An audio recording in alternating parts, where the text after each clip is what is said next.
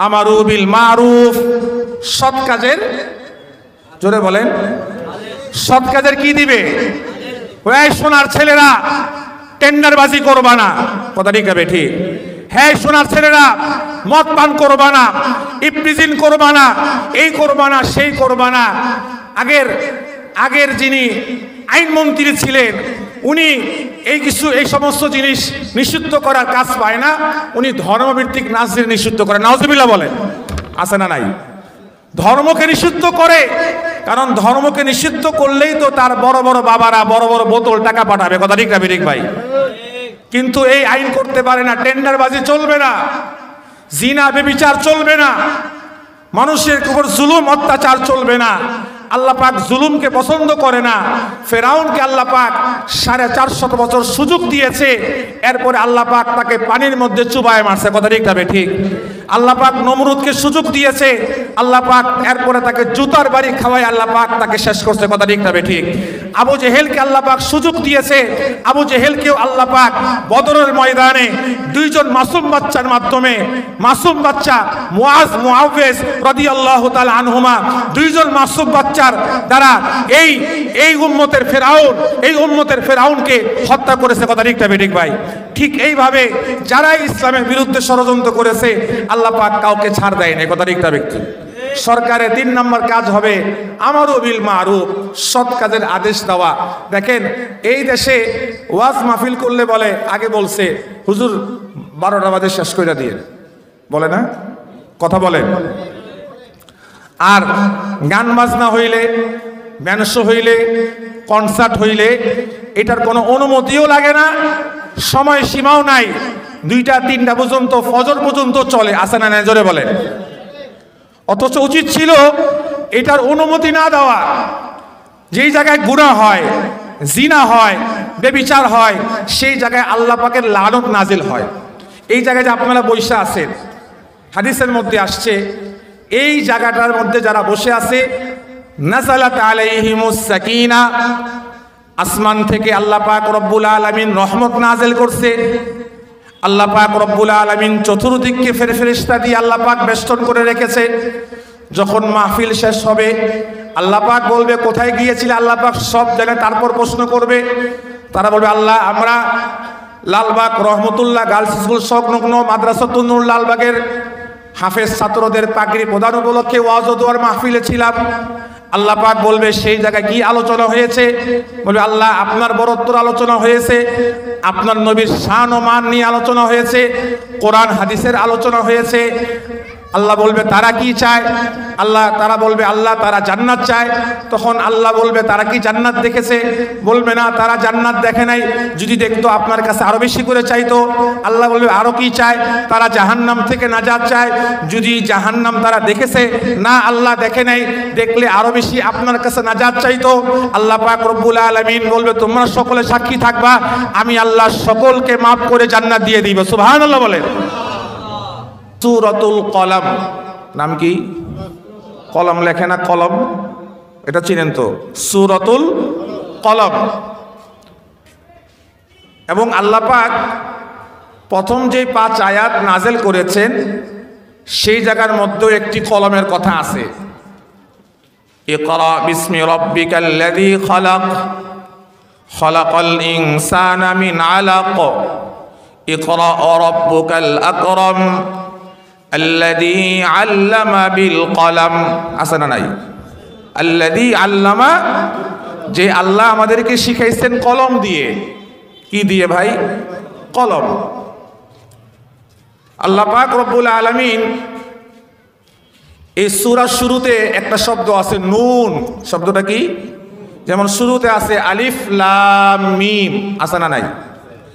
আবার অনেক জায়গা আছে আলিফ লাম র, কোথাও আছে তহা, কোথাও আছে ইয়াসিন, আছে না নাই? যারা কোরআন শরীফ পড়েন তারা দেখেন কোথাও আছে তসিম মিম আছে। এই যে শব্দগুলো আছে এই শব্দর অর্থ একমাত্র আল্লাহ ছাড়া পৃথিবীর কেউ জানে না। সুবহানাল্লাহ বলেন।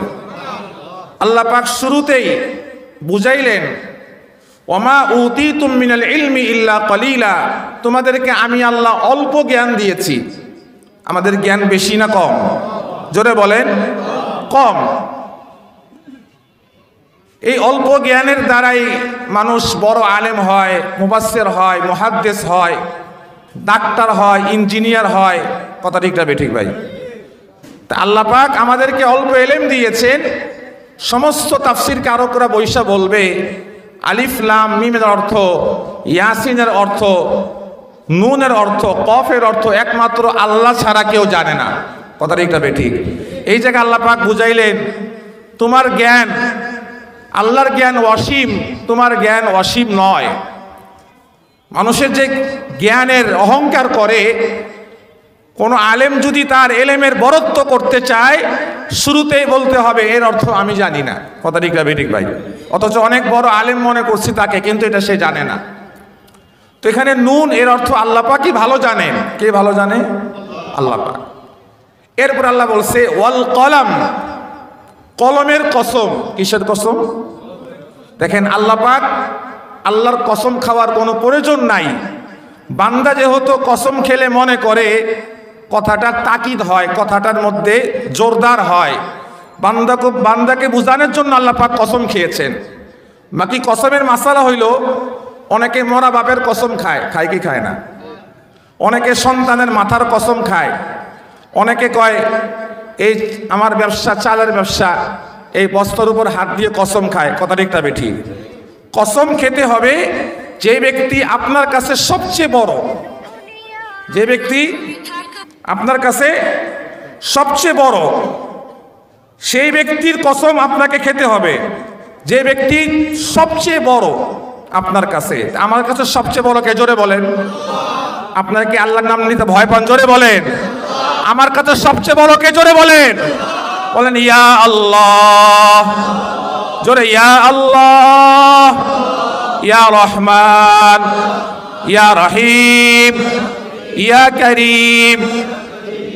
আল্লাহকে এভাবে ডাকবেন। কথা ঠিক না বেঠিক? আল্লাহকে ডাকলে মজা লাগে কি লাগে না? জোরে বলেন। লাগে। अल्लाह अल्लाह क्या मुबारक नाम है, अल्लाह अल्लाह मोमिनों का काम है। কথা ঠিক না বেঠিক ভাই? আমাদের কাজ কি? জোরে বলেন আল্লাহ আল্লাহ। তো বলতেছিলাম কলমের কথা বলতেছিলাম, মনে আছে আপনাদের? নুন ওয়াল কলামি ওমা ইয়াসতুরুন। আল্লাহ পাক শুরুতে কসম খাইছেন, তাহলে কসম খাইতে হবে কার? জোরে বলেন। গাছের কসম খাওয়া যাবে, মরা বাবের কসম। যারা এই জাতীয় কসম খায়, কসমই হয় না, শিরিক হয়ে যায়। আর কথায় কথায় কসম খাওয়া ঠিক না। যারা বেশি বাটপার তারা কথায় কথায় বেশি কসম খায়। কথা ঠিক না বেরিয়ে? জোরে বলেন। নির্বাচনের সময় ওয়াদা করে কোরআন সুন্নাহ বিরোধী কোনো আইন করব না, নির্বাচনে আসলে আর মনে থাকে না। কথা ঠিক না বেঠিক ভাই? বাকি এই দেশে যারা দ্বীনের পক্ষে কাজ করেছে, এর আগে মুফতি আমিন সাহেব রহমতুল্লাহ আলাই 2001 সালের আগে 2000 সালে হাইকোর্ট থেকে আইন হইল, রায় আসলো, সকল প্রকারের ফতুয়া অবৈধ। নাউজুবিল্লাহ বলেন। দণ্ডনীয় অপরাধ। ফতুয়া কি আলেমরা দেয় না আল্লাহ দেয়? জোরে জোরে বলেন কে দেয়? দলিল কুলিল্লাহু ইফতিকুম ফিল কালালা। আল্লাহ পাক রব্বুল আলামিন নিজে ফতুয়া দেয়। ফতুয়া কে দেয়? জোরে বলেন। ফতুয়ার কিতাব 30 পারা কোরআন। ফতুয়া নিষিদ্ধ মানে কোরআন নিষিদ্ধ। মুফতি আমিন সাহেব গর্জন দিয়ে উঠলেন যে সমস্ত যারা ফতুয়ার বিরুদ্ধে যারা আইন দিয়েছে তারা হচ্ছে মুরতাদ, তাদের ফাঁসিদণ্ড দিতে হবে। কথা ঠিক না বেঠিক ভাই?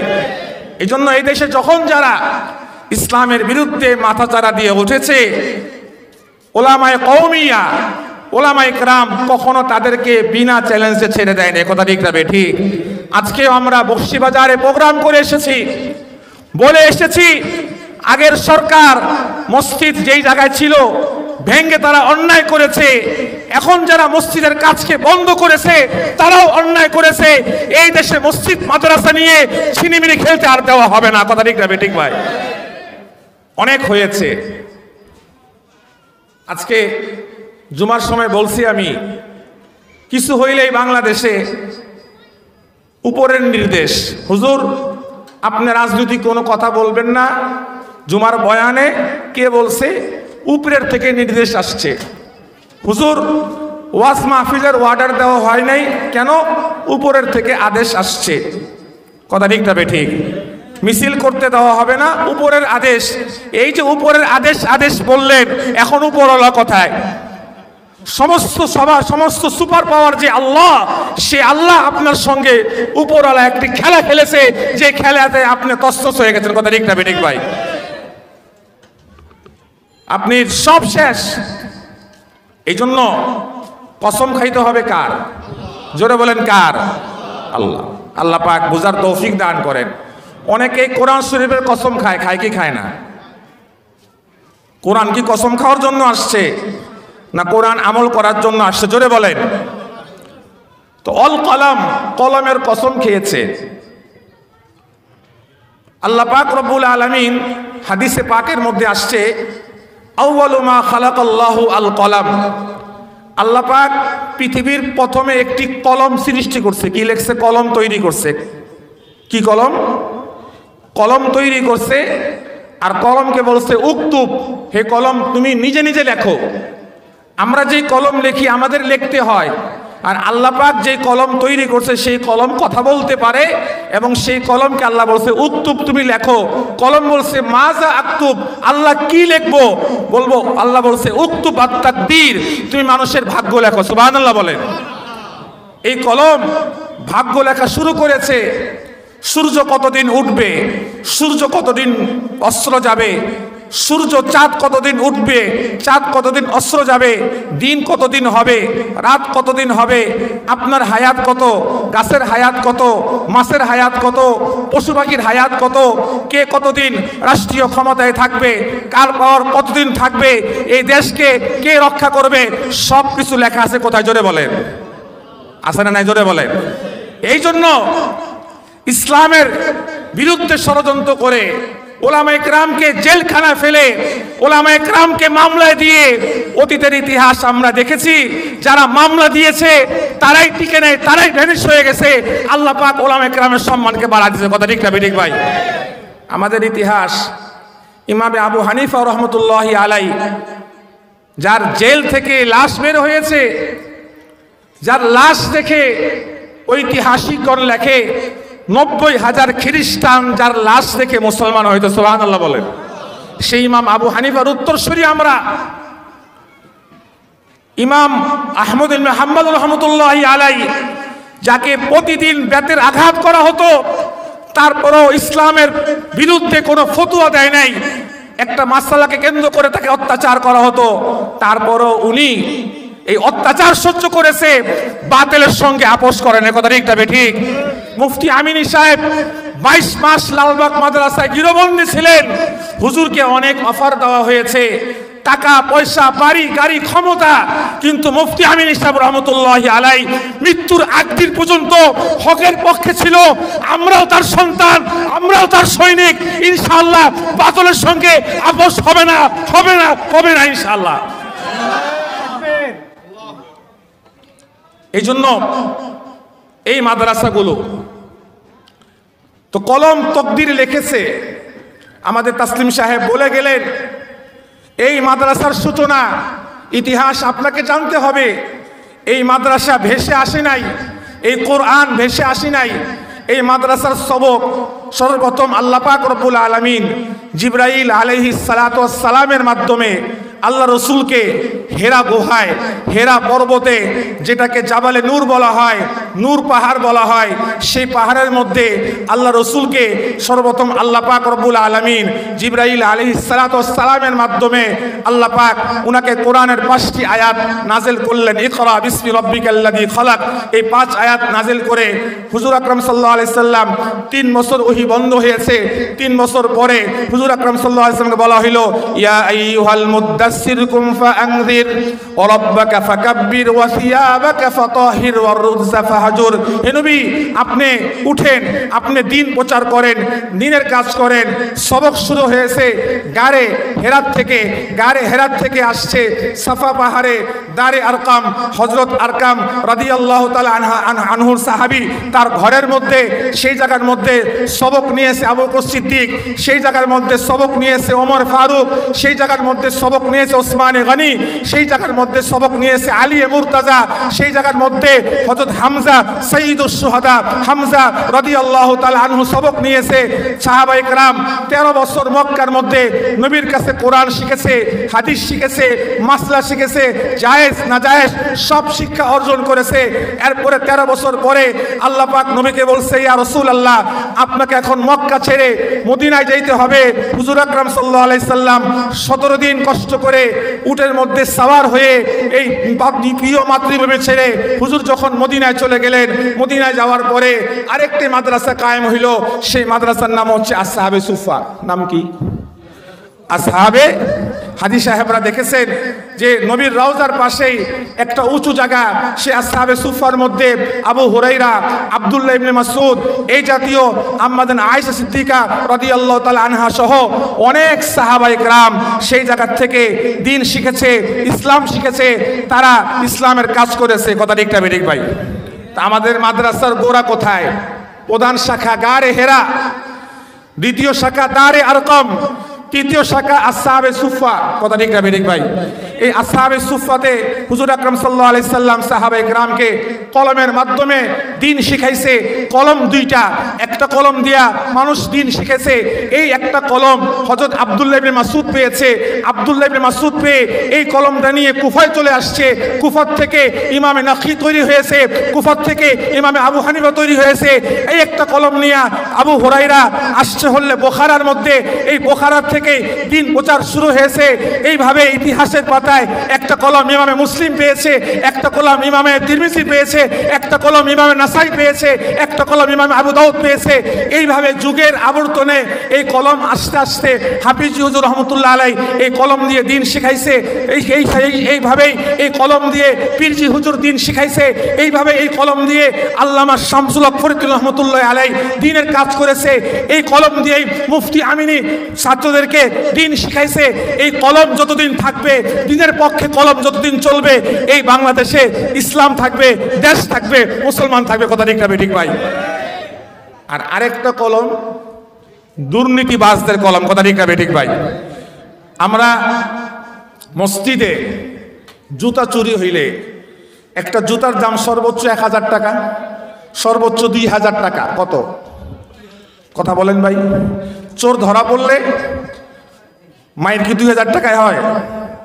মাইরটা কি 2000 টাকার মাইর দেন, আরো বেশি দেন? একটা চোর অন্যায় করেছে, চুরি করেছে, ধরছেন, তাকে পিটা দিছেন।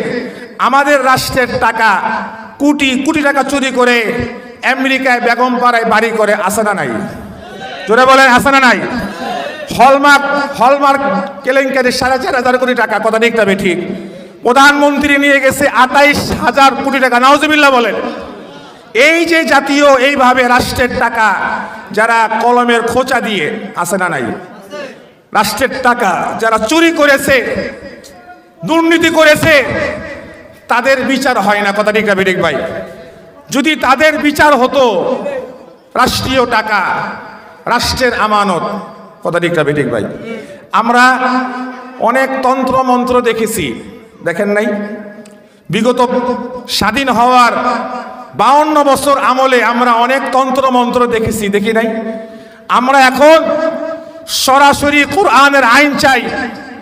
সংসদে, হাইকোর্টে, সুপ্রিম কোর্টে, জজ কোর্টে, সমস্ত কোর্টের মধ্যে আমরা কোরআনের আইন চাই। কথা ঠিক না ঠিক ভাই? কোরআনের আইন দিয়ে রাষ্ট্র চলবে। চোর চুরি করবে, হাত কাটা যাবে। কথা ঠিক না ঠিক ভাই? এক রাজনীতিবিদ কয়দিন আগে ফেসবুকে দেখলাম, বলল ইসলামের সাথে রাজনীতির কোনো সম্পর্ক নাই। নাউজুবিল্লাহ বলেন। হ্যাঁ, ইসলামের সাথে আপনারা যে লেনিন কার্ল মার্ক্সের রাজনীতি করেন এবং দুর্নীতির রাজনীতি করেন, এর সাথে ইসলামের কোনো সম্পর্ক নেই। কথা ঠিক না ঠিক? কিন্তু কোরআনে আল্লাহ বলছে, শারা'a লাকুম মিনাদ-দীনি মা ওয়াসসা বিহি নূহা ওয়াল্লাযী আওহাইনা ইলাইকা ওয়া মা ওয়াসাইনা বিহি ইব্রাহিমা ওয়া মূসা ওয়া ঈসা আন আকিমুদ-দীন। কি বলছে? আন আকিমুদ, দ্বীনকে কায়েম করো। যেমন বলছে আকিমুস সালাহ, শব্দ একটাই, আকিমুস সালাহ, নামাজ কায়েম করো ফরজ, আকিমুদ্দিন, সমাজে দিন কায়েম করো। কথা ঠিক না বেঠিক ভাই? এটাকে কোরআনের আয়াতকে এত জোরে বলেন 25 পারায় সূরাতুস সূরার আয়াত। আরেক জায়গায় সূরাতুল হজ্জের মধ্যে আল্লাহ পাক বলছে আল্লাযীনা ইম্মাক্কান্নাহুম ফিল আরদ, আমি যাদেরকে রাষ্ট্রীয় ক্ষমতা দিব, এক নম্বর কাজ আকামুস সালাহ, তারা নামাজকে কায়েম করবে, আতাউজ যাকাত, যাকাত আদায় করবে, ওয়া আমারু বিল মারুফ, সৎ কাজের আদেশ করবে, ওয়া নাহাউ আনিল মুনকার, অসৎ কাজ থেকে নিষেধ করবে। কথা ঠিক না বেঠিক ভাই? যাদেরকে রাষ্ট্রীয় ক্ষমতা দিব তাদের 4 কাজ। এক নম্বর, রাষ্ট্রের মধ্যে আজান হইলেই হাইকোর্ট বন্ধ, আজান হইলেই সুপ্রিম কোর্ট বন্ধ, আজান হইলেই সচিবালয় বন্ধ, আজান হইলেই সংসদের অধিবেশন মুলতবি ঘোষণা করে নামাজের বিরতি দিতে হবে, আজান হইলেই এসপির অফিস বন্ধ, আজান হইলেই পুলিশের অফিস বন্ধ, আজান হইলেই মৌলভীবাজার মার্কেট দোকান বন্ধ হবে, আজান হইলেই মার্কেট চক বাজারের মার্কেটের দোকান বন্ধ হবে, আজান হইলেই নিউ মার্কেটের দোকান বন্ধ হবে, আজান হইলেই সব বন্ধ হবে, সবাই নামাজ পড়বে। কথা ঠিক না ঠিক? এটা রাষ্ট্রীয় আইন। কথা ঠিক বলে, রাষ্ট্রীয় আইন। যদি আল্লাহ পাক বলছে নামাজ কায়েম করো, কি বলো? জোরে বলেন। কায়েম বুঝেন? কায়েমটা বুঝেন। সমাজের সবাই কাপড় পরে, কেউ লুঙ্গি পরে, কেউ প্যান্ট পরে, কেউ গেঞ্জি পরে, কেউ শার্ট পরে, কেউ পাঞ্জাবি পরে, কেউ জুব্বা পরে। পরে কি পরে না? জোরে বলেন, পরে কি পরে না? আচ্ছা, পরে। নামাজে কাপড় পরাটা প্রতিষ্ঠিত। কায়েম মানে প্রতিষ্ঠিত হওয়া, প্রতিষ্ঠিত করা। এই জন্য সমাজের মধ্যে উলঙ্গ মানুষ পাওয়া যায় না। যে ব্যক্তি উলঙ্গ হয়ে চলে তাকে আমরা পাগল বলি। বলি কি বলি না? বলি, কারণ সমাজের সবাই কাপড় পরে। যদি সমাজের মধ্যে নামাজটা প্রতিষ্ঠিত হইতো, সবাই যদি নামাজ পড়তো, প্রত্যেকটা কাজের ক্ষেত্রে লোকটা নামাজ পড়ে কিনা এটা মানদণ্ড হইতো। কথা ঠিক না ঠিক? বিবাহর কাজ আসছে, ছেলেটা নামাজ পড়ে কিনা, চাকরির কাজ আসছে, ছেলেটা নামাজ পড়ে কিনা। কথা ঠিক না ঠিক? সব ক্ষেত্রে নামাজটা যদি বাধ্যতামূলক হয়ে যেত তাহলে আমার আপনার লাভ হইতো। কথা ঠিক না ঠিক ভাই? এই জন্য যদি নামাজটা কায়েম হয়ে যায়, দেখেন আমরা দুনিয়াতে থাকি, মুসলমান আমরা, হাদিসের মধ্যে আসছে মুসলমান কাফেরের মধ্যে পার্থক্য হয়েছে, মুসলমান নামাজ পড়ে, কাফের নামাজ পড়ে না। আচ্ছা, আমরা মুসলমান না কাফের? জোরে বলেন, জোরে বলেন। মুসলমান না কাফের? মুসলমান। আরেক জায়গায় আসছে ক্বালা রাসূলুল্লাহ সাল্লাল্লাহু আলাইহি ওয়াসাল্লাম মান তারাকা সালাতান মুতাআম্মিদান ফাকাদ কাফার, যে ব্যক্তি ইচ্ছাকৃত শরীয়তের ওজর ছাড়া এক ওয়াক্ত নামাজকে সে কাজা করলো, পড়লো না, ফাকাদ কাফারা, সে কুফরি কাজ করলো, সে কাফের হয়ে গেল। আমরা ব্যাখ্যা করি কুফরি কাফেরের ন্যায় সে কাজ করছে। আজকে আমাদের সমাজে নামাজি কম না বেশি? জোরে বলেন। আচ্ছা, 2 নম্বরে আসছেন আতাউজ যাকাত। যদি সবাই যাকাত আদায় করে, যাকাতের মাসালা জেনে সঠিকভাবে, আমাদের দেখেন 1 লক্ষ টাকায় যাকাত হচ্ছে 2,500। কয় হাজার? জোরে বলেন, কয় হাজার? আচ্ছা, এটাতে ইমান ঠিক। 1 লক্ষ টাকা 2,500 টাকা দেয়, 2.5%। 1 কোটি টাকায় 2.5 লাখ। জোরে বলেন, 2.5 লাখ মানুষ দিচ্ছে। 100 কোটি টাকায়, কথা বলেন, 2.5 কোটি। কত? জোরে বলেন। এই যে শয়তান ধোঁকা দেয়, আশ-শাইতানু ইয়াইদুকুমুল ফাকরা ওয়া ইয়া'মুরুকুম বিল ফাহশা। শয়তান কয়, আয় হায় 2.5 কোটি টাকা যাকাত দিয়ে দিবা, আয় হ্যাঁ তুমি তো ফকির হয়ে যাবা। তখন আর যাকাত ঠিক মতো। অথচ আল্লাহ পাক বলছে আদআফা মুদাআফা, যারা যাকাত দিবে আল্লাহ পাক এই যাকাতের সম্পদে আল্লাহ পাক বরকত দান করবে। সুদের মধ্যে বরকত নাই, আছে নাকি? জোরে বলেন। এই যে রজব মাস, আর রজবু শাহরুল্লাহ, হাদিস আসছে আল্লাহ পাক বলছে রজব হচ্ছে আল্লাহর মাস। কার মাস? জোরে বলেন, কার মাস? আল্লাহ পাক কেন বললেন রজব আমার মাস? কারণ এই রজব মাসেই আল্লাহ পাক রব্বুল আলামিন যে সম্মান কোন নবীকে দান করে নাই, শুধু আমার আপনার নবী, বিশ্ব নবী রহমাতুল লিল আলামিন জনাবে রাসূলুল্লাহ সাল্লাল্লাহু আলাইহি সাল্লামকে আল্লাহ পাক রব্বুল আলামিন এই সম্মান দিয়ে এই বাইতুল্লাহ থেকে বাইতুল মুকাদ্দাস থেকে 7 আসমান পাড়ি দিয়ে সিদরাতুল মুনতাহা পাড়ি দিয়ে আরশে আজিম পা ভেদ করে আল্লাহ রাসূলকে আল্লাহ পাক আল্লাহর সামনে নিয়ে আসছে। আল্লাহ রাসূলের সাথে আল্লাহ পাক কথা বলছে, সুবহানাল্লাহ বলেন। এই জন্য আল্লাহ পাক বলছে এই মাসটা আমার মাস। কার মাস? জোরে বলেন। তো এই রজব মাস কি মাস ভাই? রজব মাস। এই যে আল্লাহ রাসূল যখন মেরাজে যাইতেছিলেন, দেখছেন এক জাতিকে দেখছেন যারা রক্তের সমুদ্রে, কিসের সমুদ্রে? রক্তের সমুদ্রে যারা হাবুডাবু খাচ্ছে, সাঁতরায়া পারে আসে, ফেরেশতারা পাথর মারে, তারা আবার মাঝখানে চলে যায়। হুজুর বলছে হে জিবরাইল, এরা কারা? বলছে ইয়া রাসূলুল্লাহ, এরা আপনার উম্মতের ওই সমস্ত মানুষ যারা মানুষ থেকে সুদ নিয়েছে, মানুষের রক্তে ঘামের টাকা তাদের থেকে চুষে তাদের থেকে নিয়ে গেছে, তাদের শাস্তি আল্লাহ পাক এই দিয়েছে। নাউজুবিল্লাহ বলেন। দেখেন, যেই জায়গায় ইসলাম যাকাত ভিত্তিক অর্থ ব্যবস্থা নিয়েছে, হাদিস বলতেছে যে তুমি বড়লোক থেকে নাও, গরিবকে দাও। এই দিক থেকে বড়লোকের মাল পাক হবে, গরিব তার আর্থিক অবস্থা ভালো হবে। আর শয়তান এর দ্বারা বড়লোক আর বড় হয়, গরিবের দুঃখ কষ্ট দূর হয়। শয়তান এর বিপরীত বের করছে সুদ অর্থনৈতিক ব্যবস্থা, যে সুদের কারণে বড়লোক আরো বড় হয়। কথা ঠিকটা ঠিক?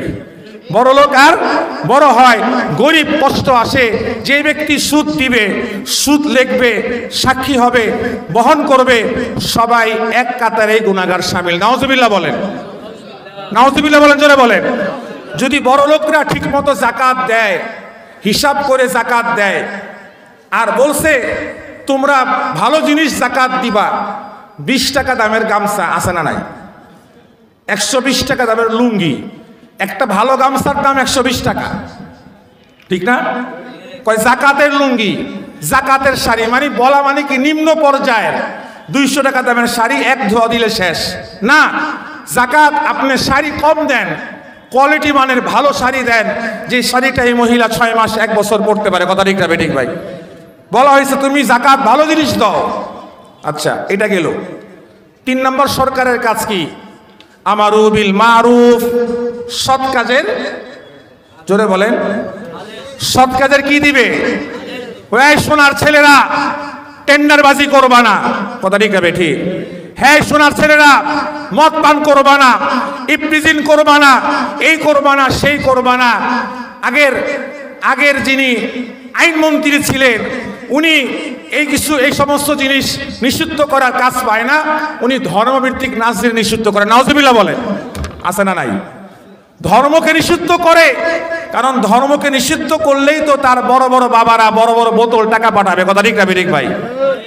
কিন্তু এই আইন করতে পারে না। টেন্ডারবাজি চলবে না, জিনা ব্যভিচার চলবে না, মানুষের উপর জুলুম অত্যাচার চলবে না।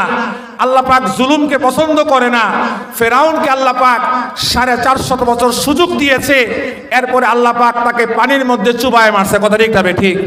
আল্লাহ পাক নমরুদকে সুযোগ দিয়েছে, আল্লাহ পাক এরপরে তাকে জুতার বাড়ি খাওয়ায় আল্লাহ পাক তাকে শেষ করছে। কথা ঠিক হবে? ঠিক।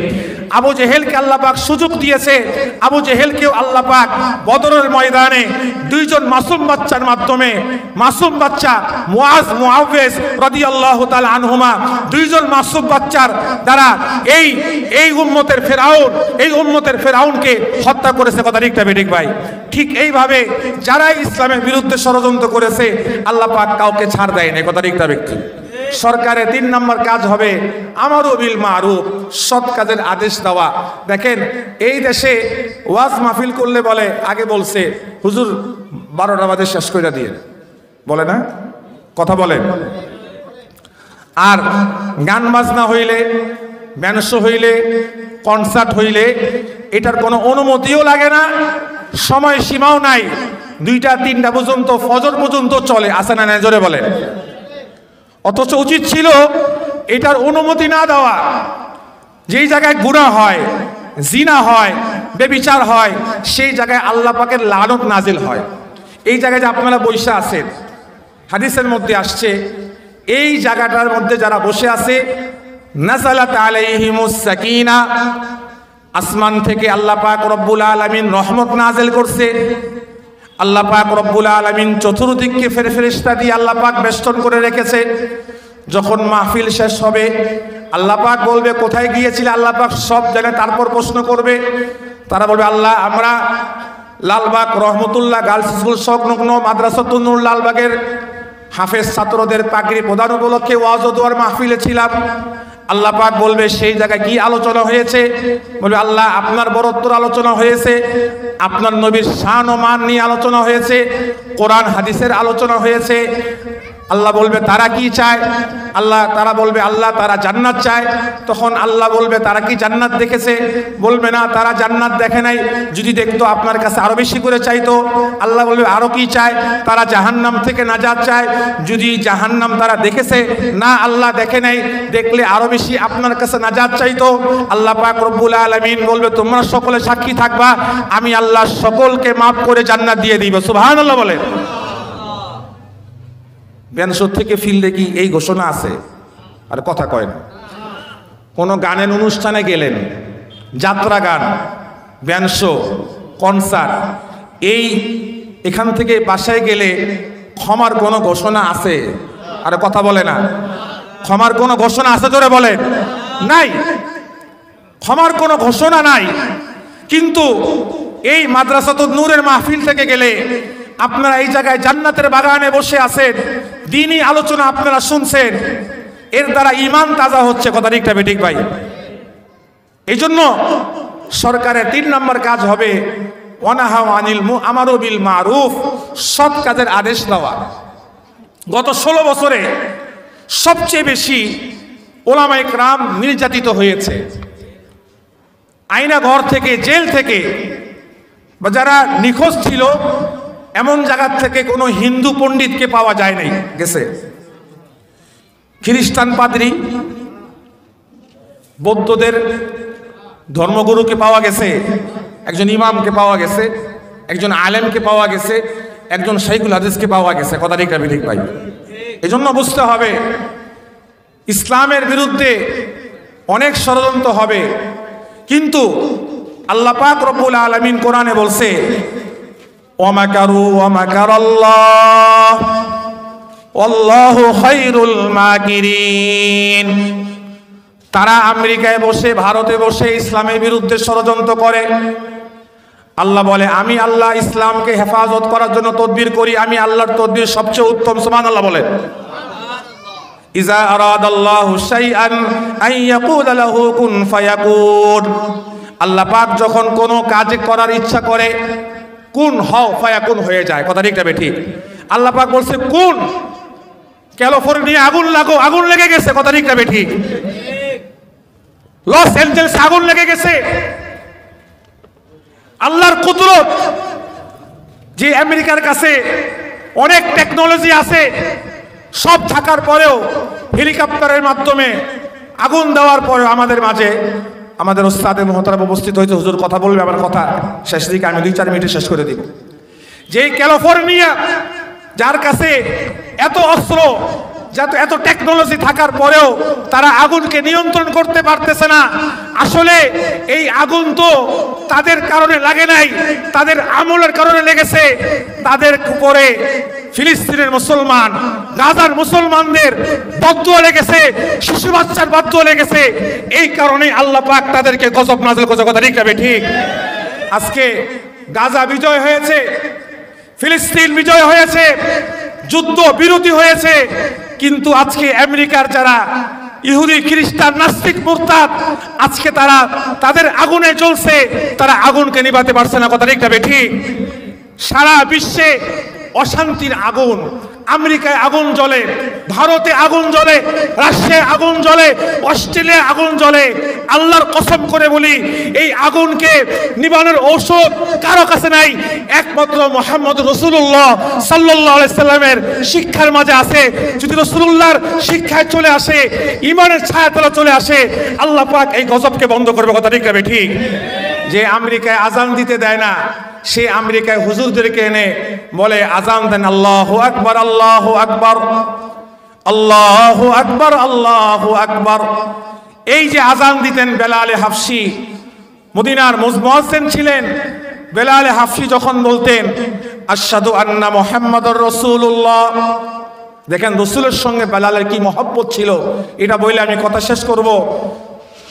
হুজুরের ইন্তেকালের পরে হযরত বেলাল চলে গেলেন তার এলাকায়, যে জায়গা থেকে আসছিলেন হাফসায় চলে গেলেন। একদিন রাতে রাসূলকে স্বপ্ন দেখলেন। আল্লাহ রাসূল বললেন, বেলাল তুমি আমাকে ছেড়ে এত দূরে চলে গেলা, তুমি আসলা না। এই স্বপ্ন ভাঙ্গার সঙ্গে সঙ্গে উনি হাফসার থেকে রাতে রাতে চলে আসলেন। আসার পরে সবাই বললেন বেলাল তুমি নবীর জমানায় আজান দিতা, তোমার আজান তো আমরা অনেক দিন যাবত শুনি না, আমরা তোমার আজান শুনতে চাই। দেখেন বেলাল দেখতে কালো ছিল কিন্তু নবীর সঙ্গে অনেক মহব্বত ছিল। একবার সাহাবায়ে কেরামরা বললেন, বেলালকে যখন নির্যাতন করতে করতে ওনার জিহ্বার মধ্যে রড ঢুকিয়ে দেওয়া হয়েছিল, উনি শিনটা বলতে পারতেন না, আশহাদু বলতে গেলে বাতাসটা বের হয়ে যেত। ওনার একটু জিহ্বার মধ্যে সমস্যা ছিল। বলছে মদিনা বিজয় হয়েছে, মক্কা বিজয় হয়েছে, সারা মক্কা মদিনা ইসলামী রাষ্ট্র, আমরা একটু মুয়াজ্জিন ভালো চাই। অনেকেই কণ্ঠের পাগল, কয় ভালো কণ্ঠ উম্মে মাকতুম সাহাবীর কণ্ঠ ভালো, উম্মে মাকতুম আজান দিলে ভালো হয়। হুজুর ঠিক আছে, উম্মে মাকতুম আজকে আজান দিবে। ফজরের আজান উম্মে মাকতুম দিয়েছে। আজান দেওয়ার পরে হুজুর আকরাম সাল্লাল্লাহু আলাইহি সাল্লাম ফজর নামাজ পড়াইলেন। ফজরের পরে বৈশা আছে, আকাশ আর ফর্সা হয় না, ইশরাক করতে পারতেছে না। লম্বা সময় যাওয়ার পরে জিবরাইল আলাইহিস সালাম আসলেন। আয়েশা বললেন যে আজকে কি আজান হয় নাই? হ্যাঁ আজান হয়েছে। কই আজান তো আরশে আজিম পর্যন্ত আসে নাই, কে আজান কি বেলাল দেয় নাই? কই না আজান তো বেলাল দেয় নাই। যদি আজান বেলাল না দেয় সূর্য উঠবে না। আল্লাহু আকবার বলে। এই বেলাল আসছে তখন বলছে আপনি তো আজান দেন। এই বেলালকে সবাই রিকোয়েস্ট করে আজানের কথা বললেন, আজান দিলেন। আজানের পরে কি হইল? আজান দিবে না, সবাই রিকোয়েস্ট করলেন, আজান আর দিলেন না।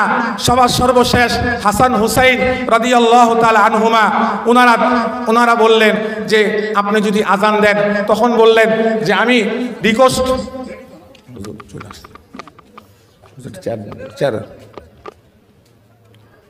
তো বেলাল বললেন যে হাসান হুসাইনের রিকোয়েস্টের কারণে আমি ঠিক আছে আজান দিব। যখন উনি আজান দিলেন, রেওয়ায়াতের মধ্যে আসে সমস্ত মদিনাবাসী মদিনার মসজিদের দিকে দৌড়ায় আসতেছে। বেলাল আজান দিয়েছে, নবীর জবানের আজান পাচ্ছি নাকি রাসূলুল্লাহ চলে আসছে। যখন আজান দিতে আসছে আশহাদু আন্না মুহাম্মাদুর রাসূলুল্লাহ বলার সঙ্গে সঙ্গে বেলাল বেহুশ হয়ে পড়ে গেছে। কারণ উনি রসুলের দিকে তাকায়া তাকায়া হাত দিয়ে ইশারা দিয়ে বলতেন আশহাদু আন্না মুহাম্মাদুর রাসূলুল্লাহ, আমি সাক্ষ্য দিচ্ছি আপনি আল্লাহর রসুল। যখন আজান দিতেন নবী জানলার সামনে দাঁড়াইতেন, বেলাল নবীর চেহারা দেখতেন। আজকে যখন বলছে আশহাদু আন্না মুহাম্মাদুর রাসূলুল্লাহ, যখন বলছে আশহাদু আন্না মুহাম্মাদুর রাসূলুল্লাহ, জানলার দিকে তাকায়া দেখে মুহাম্মাদুর রাসূলুল্লাহ নাই, মুহাম্মাদুর রাসূলুল্লাহ নাই। এই দুঃখ, এই বিরহটা উনি সহ্য করতে পারে নাই, সঙ্গে সঙ্গে বেহুশ হয়ে পড়ে গেছে। এই ছিল বেলালের সঙ্গে নবীর ভালোবাসা। আর এই ভালোবাসা আপনি কোনো অক্সফোর্ড ইউনিভার্সিটিতে পাবেন না, এই ভালোবাসা রাজনৈতিক মঞ্চে পাবে না। এই ভালোবাসা পাবেন মাদ্রাসাতুন নূরে, লালবাগ মাদ্রাসায় ওলামায়ে কেরামের সোহবতে। আল্লাহ পাক আমাদেরকে মৃত্যু পর্যন্ত দ্বীনের নিসবতে ওলামায়ে কেরামের সঙ্গে মিলেমিশে থাকার তৌফিক দান করেন। আমিন।